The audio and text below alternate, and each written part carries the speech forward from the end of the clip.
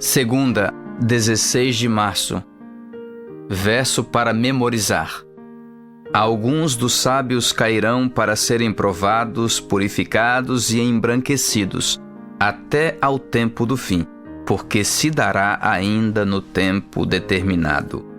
Daniel 11:35. Profecias sobre a Síria e o Egito. Ouça Daniel 11:5-14. O rei do sul será forte, como também um de seus príncipes. Este será mais forte do que ele, e reinará, e será grande o seu domínio. Mas ao cabo de anos, eles se aliarão um ao outro. A filha do rei do sul casará com o rei do norte, para estabelecer a concórdia. Ela, porém, não conservará a força do seu braço, e ele não permanecerá, nem o seu braço, porque ela será entregue, e bem assim os que a trouxeram, e seu pai, e o que a tomou por sua naqueles tempos. Mas de um renovo da linhagem dela, um se levantará em seu lugar, e avançará contra o exército do rei do norte, e entrará na sua fortaleza, e agirá contra eles, e prevalecerá. Também aos seus deuses, com a multidão das suas imagens fundidas, com os seus objetos preciosos de prata e ouro, levará como despojo para o Egito. Por alguns anos, ele deixará em paz o rei do norte, mas depois, este avançará contra o reino do rei do sul e tornará para a sua terra. Os seus filhos farão guerra e reunirão numerosas forças. Um deles virá apressadamente, arrasará tudo e passará adiante. E voltando à guerra, a levará até a fortaleza do rei do sul. Então, este se exasperará, sairá e pelejará contra ele, contra o rei do norte. Este porá em campo grande multidão, mas a sua multidão será entregue nas mãos daquele. A multidão será levada, e o coração dele se exaltará. Ele derribará miríades, porém não prevalecerá, porque o rei do norte tornará, e porá em campo multidão maior do que a primeira, e ao cabo de tempos, isto é, de anos, virá à pressa com um grande exército e abundantes provisões.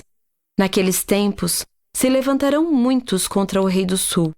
Também os dados à violência dentre o teu povo se levantarão para cumprirem a profecia, mas cairão. Pergunta 3.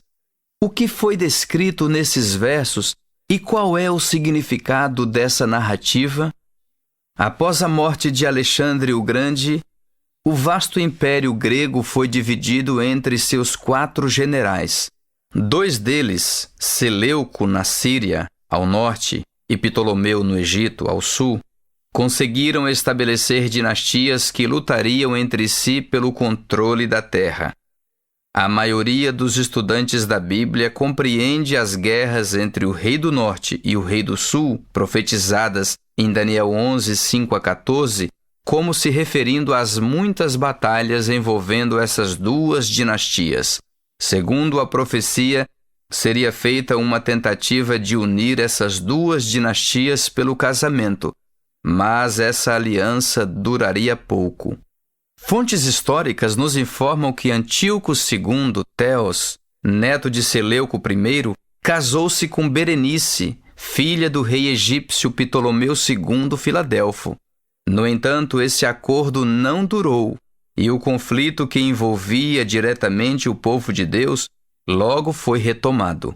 Portanto, Daniel 11 trata de alguns eventos importantes que afetariam a vida do povo de Deus durante séculos após a morte do profeta Daniel. Novamente, podemos perguntar por que o Senhor revelou antecipadamente todos esses detalhes sobre as guerras envolvendo reinos que lutariam entre si pela supremacia naquela parte do mundo. A razão é simples: essas guerras afetariam o povo de Deus.